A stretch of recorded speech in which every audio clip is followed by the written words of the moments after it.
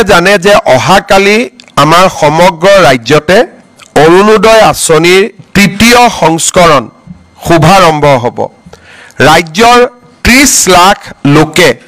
এই অৰুণোদয় আঁচনিৰ ধন কালিৰ পৰা পাবৰ বাবে আৰম্ভ হ'ব অৱশ্যে বিটিচিৰ সিলেকশনৰ প্ৰক্ৰিয়া এতিয়াও চলি আছে সেইবাবে বিটিচিৰ হিতাধিকাৰীসকলক পুঁজি দিওঁতে আৰু কিছু পলম হ'ব কিন্তু অহাকালি যি 30 লাখ আইমাতৃয়ে অৰুণোদয় আঁচনি লাভ কৰিব এই অৰুণোদয় আঁচনিত আমি আৰু এটা নতুন সংশোধনী আনিছো আমাৰ যিবিলাক জীৱিকা সখী বাইদেউ আছে গাঁৱত তেওঁলোকক কেতিয়াবা জীৱিকা সখী বুলি কয় কেতিয়াবা পশু সখী বুলি কয় কেতিয়াবা বেংক সখী বুলি কয় আসাম ষ্টেট ৰুৰেল লাইভলিহুড মিছনত কাম কৰা কমিউনিটি কেডাৰৰ সকলো জীৱিকা সখী বেংক সখী বাইদেউক আমি ডাইৰেক্টলি অৰুণোদয় আঁচনি প্ৰদান কৰিবলৈ সিদ্ধান্ত গ্ৰহণ কৰিছো ইয়াৰ ফলত বেংক সখী জীৱিকা সখী বাইদেউ সকলেও তেওঁলোকে পাই থকা যি পুঁজি বা বেতন তাৰ লগত অতিৰিক্তকৈ আৰু 1250 টকা লাভ কৰিব এই সিদ্ধান্তৰ দ্বাৰা অসমৰ 14000 সখী বাইদেউ উপকৃত হ'ব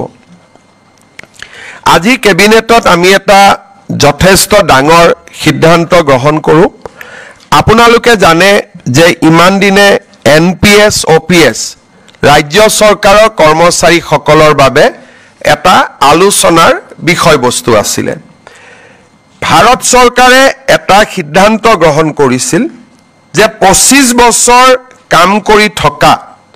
যিসকল চৰকাৰী কৰ্মচাৰী তেওঁলোকে যেতিয়া ৰিটায়াৰমেন্ট হয় তেওঁলোকক আমি পুৰণি পেনশন আঁচনিৰ দৰে আমি পেনশন প্ৰদান কৰিম যিকোনো লৰা ছোৱালীয়ে অসমত মেডিকেল পঢ়িবলৈ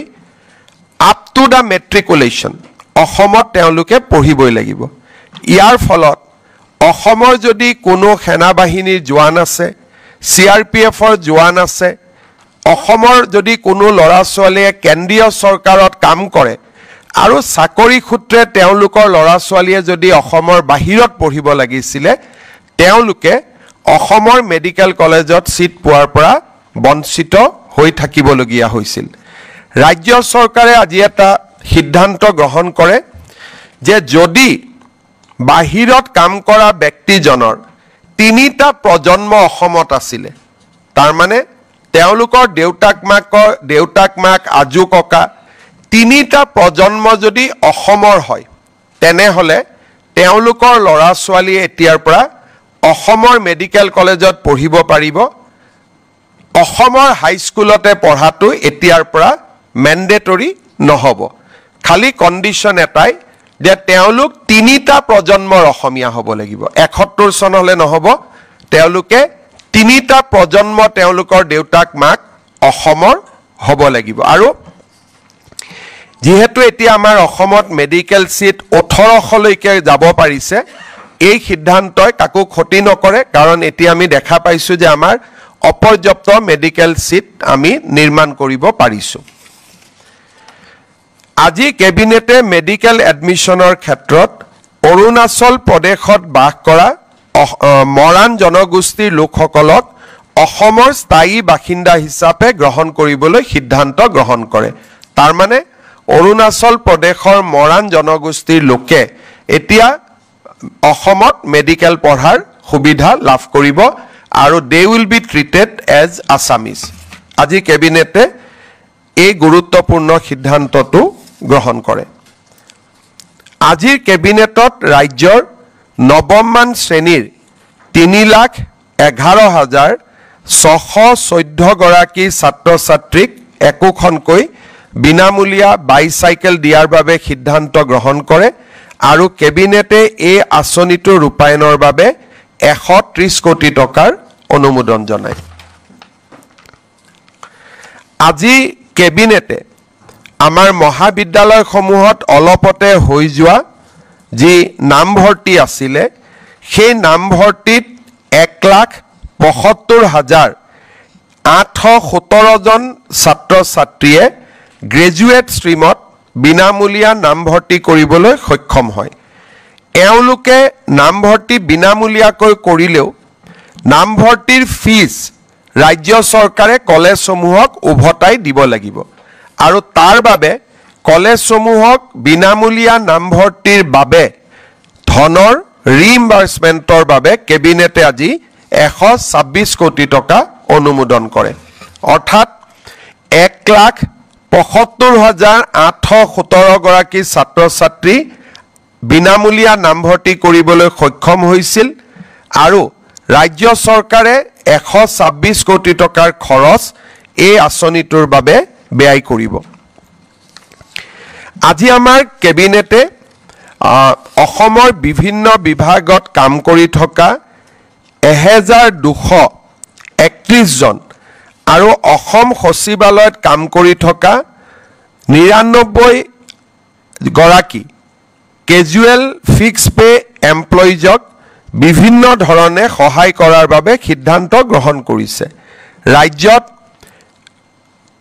মিনিমাম যেটো 1231 গৰাকী মাষ্টাৰ ৰোল কেজুৱেল আৰু ফিক্স পে ওয়াৰ্কাৰ আছে এতিয়াৰ পৰা আমি তেওঁলোকক মিনিমাম পে স্কেল প্ৰদান কৰিম এই সিদ্ধান্তটো আজি কেবিনেটে গ্ৰহণ কৰে আনহাতে আমাৰ অসম সচিবালয়ত কৰ্মৰত 99 গৰাকী ফিক্স পে ষ্টাফক আজি আমি তেওঁলোকৰ দৰমহা প্ৰথম বৰ্তমান তেওঁলোকে 9000 পায় আমি 9000ৰ পৰা 16400 টকালৈকে বৃদ্ধি কৰিছো আপোনালোকে জানে যে অহাকালি আমাৰ সমগ্ৰ ৰাজ্যতে অৰুণোদয় আঁচনিৰ তৃতীয় সংস্কৰণ শুভাৰম্ভ হ'ব ৰাজ্যৰ 30 লাখ লোকে এই অৰুণোদয় আঁচনিৰ ধন কালিৰ পৰা পাবৰ বাবে আৰম্ভ হ'ব অৱশ্যে বিটিসিৰ সিলেকশনৰ প্ৰক্ৰিয়া এতিয়াও চলি আছে সেইবাবে বিটিসিৰ হিতাধিকাৰী সকলক পুঁজি দিওঁতে আৰু কিছু পলম হ'ব কিন্তু অহাকালি যি 30 লাখ আইমাতৃয়ে অৰুণোদয় আঁচনি লাভ কৰিব এই অৰুণোদয় আঁচনিত আমি আৰু এটা নতুন সংশোধনী আনিছো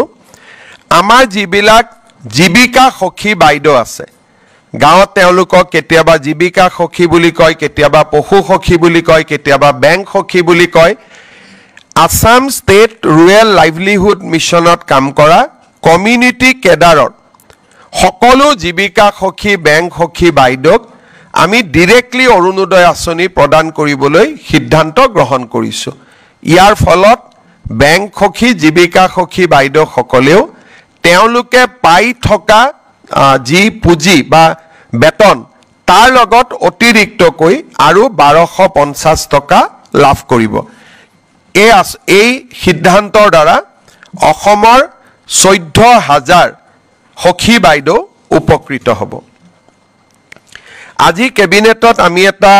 যথেষ্ট ডাঙৰ সিদ্ধান্ত গ্ৰহণ কৰো আপোনালোকে জানে যে ইমান দিনে এনপিএছ ওপিএছ ৰাজ্য চৰকাৰৰ কৰ্মচাৰী সকলৰ বাবে এটা আলোচনাৰ বিষয়বস্তু আছিল ভাৰত চৰকাৰে এটা সিদ্ধান্ত গ্ৰহণ কৰিছিল যে 25 বছৰ কাম কৰি থকা যিসকল চৰকাৰী কৰ্মচাৰী তেওঁলোকে যেতিয়া ৰিটায়াৰমেন্ট হয় তেওঁলোকক আমি পুৰণি পেনশন আঁচনিৰ দৰেই আমি পেনশন প্ৰদান কৰিম আৰু যিসকলে 10 বছৰ কাম কৰি তেওঁলোকে ৰিটায়াৰমেন্ট হ'ব লগা হয় তেওঁলোকৰ কাৰণেও আমি পেনশনৰ ব্যৱস্থা কৰিম আৰু পেনশনৰ লগতে তেওঁলোকে ডিএ আদিও লাভ কৰিব আৰু এই নতুন স্কিমটোৰ নাম দিছিলে ইউনিফাইড পেনশন স্কিম তাৰ মানে ওপিএছ আৰু এনপিএছ দুইটাৰে সামঞ্জস্য ৰাখি ভাৰত চৰকাৰে চৰকাৰী কৰ্মচাৰী সকলক নিশ্চিতভাৱে পেনশন প্ৰদান কৰিবলৈ ইউনিফাইড পেনশন স্কিম আৰম্ভ কৰিছিল দেশৰ 4খন ৰাজ্যই ইউনিফাইড পেনশন স্কিম এতিয়ালৈকে গ্ৰহণ কৰিছে আজি আমাৰ ৰাজ্য চৰকাৰেও এই ইউনিফাইড পেনশন স্কিম অসমৰ চৰকাৰী কৰ্মচাৰী সকলৰ বাবে এডপ্ট কৰে ইয়াৰ ফলত ৰাজ্যত বহু দিনৰ পৰা চলি থকা NPS আৰু OPSৰ বিতৰ্ক সামৰণি পৰিব যিসকলে NPSত থাকিব খোজে বিশেষকৈ যিসকল ডেকা লৰা নতুনকৈ নিযুক্তি হৈছে তেওঁলোকে NPSতে বেনিফিট বেছিকৈ পাব UPSত কৈও কিন্তু আমি দুইটা অপচন তেওঁলোকৰ বাবে খুলি দিছো যে তেওঁলোকে নিজে বিচাৰিলে NPSতো থাকিব পাৰিব বা তেওঁলোকে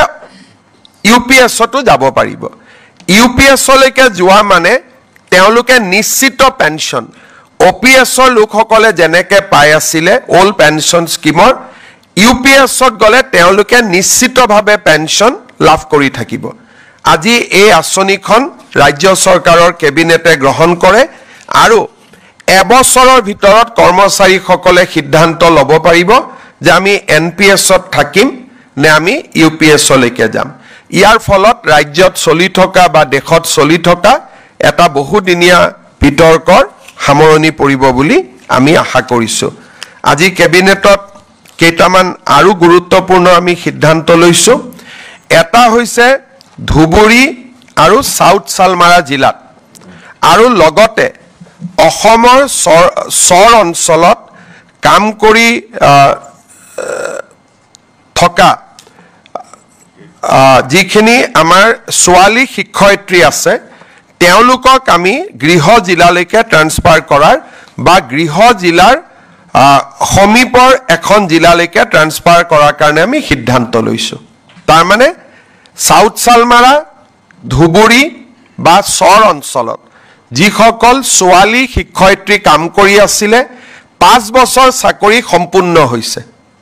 আফটাৰ আগতে আছিলে যে 10 বছৰ হ'ব লাগিব তাতো পোষ্ট থাকিব লাগিব আজি আমি সিদ্ধান্ত লৈছো যে আমি ধুবুৰী আৰু দক্ষিণ শালমাৰা জিলাত আৰু চৰ অঞ্চলত কাম কৰি থকা আৰু 5 বছৰ সম্পূৰ্ণ কৰা সকলো ছোৱালীক আমি গৃহ জিলা বা গৃহ জিলাৰ সমীপৰ যিকোনো এখন জিলালৈকে আমি ট্ৰান্সফাৰ কৰাৰ সিদ্ধান্ত লৈছো কোনোবা যদি ডিব্ৰুগড়ৰ ছোৱালী কাম কৰি আছে ডিব্ৰুগড়লৈকে যদি পোষ্ট নাই আমি তিনসুকিয়া শিৱসাগৰ বা ধেমাজিত দিম যদি কামৰূপ জিলাৰ সন্তান সাউথ সালমাৰাত কাম কৰি আছে আমি কামৰূপ জিলাত দিব নোৱাৰিলেও মৰিগাঁও নলবাৰী আমি ইয়াত দিয়াৰ কাৰণে চেষ্টা কৰিম ই এটা ছোৱালী শিক্ষয়িত্ৰীৰ কাৰণে এটা বহুত ডাঙৰ হকাহ হিচাপে পৰিগণিত হ'ব বুলি আমি আশা কৰিছো ৰাজ্য চৰকাৰৰ কেবিনেটে আজি আৰু এটা সিদ্ধান্ত লৈছে কেইদিনমান আগতে আমি সৰ্বশিক্ষা অভিযানত কাম কৰি থকা আৰু 5 বছৰ পূৰ্ণ হোৱা শিক্ষকসকলক চৰকাৰী শিক্ষক হোৱাৰ সুবিধা দিছিল কিন্তু 5 বছৰৰ অপচনটো থকা কাৰণে বহুবিলাক শিক্ষকে এই স্পেশাল ৰিক্ৰুটমেন্ট ড্ৰাইভৰ সুবিধা ল'ব পৰা নাছিলে তেওঁলোকে আমাক আবেদন কৰিছিলে এতিয়া 5 বছৰটো আমি 3 বছৰলৈকে কমাই দিছো সৰ্বশিক্ষা অভিযানত 3 বছৰ কাম কৰিলেও তেওঁলোকক আমি সৰ্বশিক্ষাৰ পৰিৱৰ্তে চৰকাৰী শিক্ষক হিচাপে আমি পুনৰ তেওঁলোকক নিযুক্তি দিয়াৰ ব্যৱস্থা কৰিম এই দুইটা আমাৰ শিক্ষক শিক্ষয়িত্ৰীসকলৰ বহুদিনীয়া ৰিকুৱেষ্ট আছিলে আজি দুইটা ৰিকুৱেষ্ট আমাৰ কেবিনেটে গ্ৰহণ কৰে আৰু আমাৰ এই সিদ্ধান্তই তেওঁলোকৰ বহুদিনীয়া এটা ৰিকুৱেষ্ট বা দাবী পূৰ্ণ হ'ব বুলি আমি আশা কৰিছো আজি কেবিনেটত এইকেইটা সিদ্ধান্ত আছিল আপোনালোকে যদি কিবা খুদে খুদিব পাৰে 5 ইয়াৰ্স যাৰ কমপ্লিট হৈ গল তাৰ মানে 2021ত যিসকলে বা 20ত নিযুক্তি পাইছিলে মিনিমাম 5 ইয়াৰ্সটো কৰিবই লাগিব কিন্তু যাৰ 5 ইয়াৰ্স হৈ গল তেওঁলোকক এতিয়া পোষ্ট থাকক বা নাথাকক আমি ট্ৰান্সফাৰ দি দিম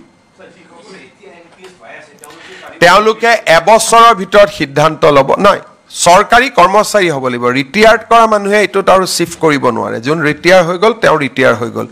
সৰকাৰৰ যি কৰ্মচাৰী আছে তেওঁলোকে এতিয়া সিদ্ধান্ত ল'ব পাৰিব যে আমি NPSত থাকিম নে UPSত যাম তাৰ কাৰণে UPSৰ ফুল বেনিফিট পাবৰ কাৰণে 25 বছৰ চাকৰি কৰিব লাগিব হাফ বেনিফিট পাবৰ কাৰণে 10 বছৰ চাকৰি কৰিব লাগিব